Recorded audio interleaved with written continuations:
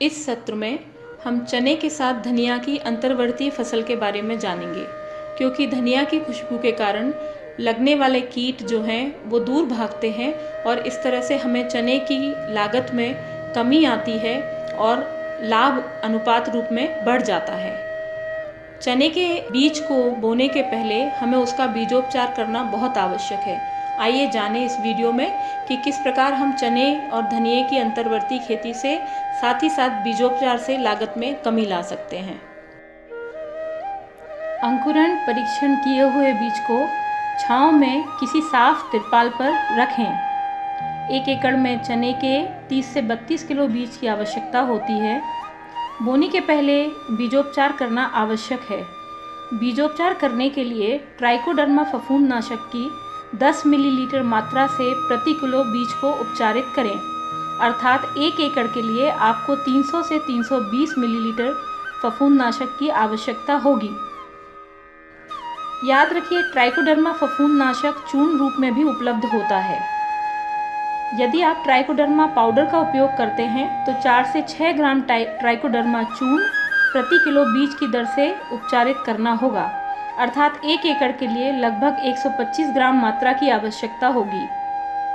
फफूंदनाशक को अच्छी तरह बीज में मिलाएं। यह फफूंदनाशक हमारे क्षेत्र में चने के प्रमुख रोग उकठा से फसल का बचाव करता है। बीजोपचार के अगले चरण में चने के बीज को जैव उर्वरकों से उपचारित करना आवश्यक है। यदि आप जवाहर जैव उर्वरकों का प्रयोग करते हैं तो आपको 1 एकड़ के बीज के लिए 150 ग्राम राइजोबियम एवं 750 ग्राम पीएसबी की मात्रा आवश्यक होगी, अर्थात चने के 1 किलो बीज के लिए 5 ग्राम राइजोबियम तथा 25 ग्राम पीएसबी नामक जैव उर्वरक से उपचारित करना होगा। यहाँ पर हमें ध्यान रखना है कि बीजोपचार हमेशा दस्ताने पहनकर करें। इससे आपके नाखूनों में फफूंदनाशक एवं जैव उर्वरकों की मात्रा नहीं जाएगी और आपके हाथ साफ बने रहेंगे। जिन खेतों में दीमक की समस्या होती है वहाँ पर बीजोपचार करते हुए कीटनाशक का उपयोग करना भी आवश्यक होता है।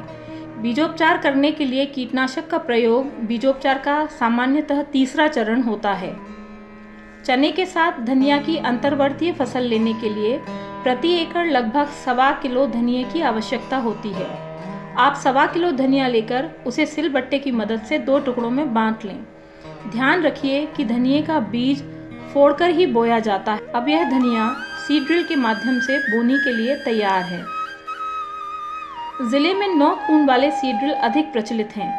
चने के साथ धनिये की अंतर्वर्तीय खेती करने के लिए 9 कून वाले सीड ड्रिल को 3 खंडों में विभाजित करें।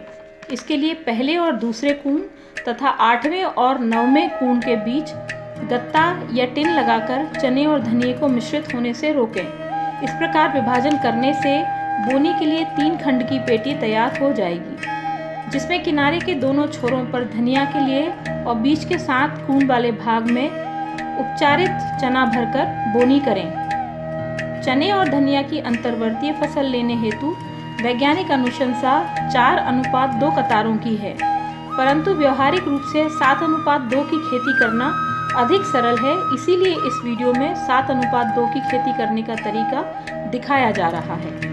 बीज की पेटी में बड़े हिस्से में उपचारित चने को भरें, जिससे 7 कूनों से चने की खेती होगी, जबकि किनारे वाले दोनों कूनों से धनिये की बोनी होगी। धनिये की बोनी करने के लिए धनिया के साथ डीएपी एवं रेत भी इस प्रकार मिलाएं ताकि बीज की निकासी समान रूप से हो।